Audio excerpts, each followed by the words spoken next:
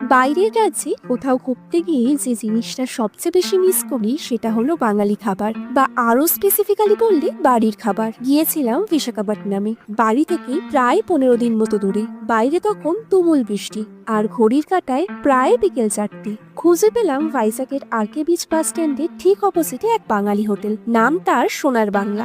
Menu কেটে order করলাম একটা ডিম থালি। থালির দাম 140 টাকা। থালিতে ছিল অনেকটা পরিমাণ ভাত, আলু ভাজা, লেবু, পেঁয়াজ, আলু, ঝিঙে, টমেটো পোস্ত দিয়ে তৈরি একটা তরকারি, পেঁয়াজ টমেটো দিয়ে তৈরি মুসুরির ডাল, মাছের মাথা দিয়ে তৈরি বাঁধাকপি, ডিম কারি, আর শেষে চাটনি।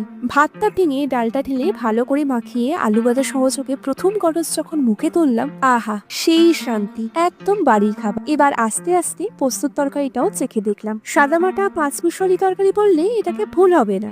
আরো কিছুটা ভাত নিলাম, লেবু চিপে ডাল দিয়ে মাখানো ভাতে বাঁধাকপি সহযোগে খাওয়ার জন্য।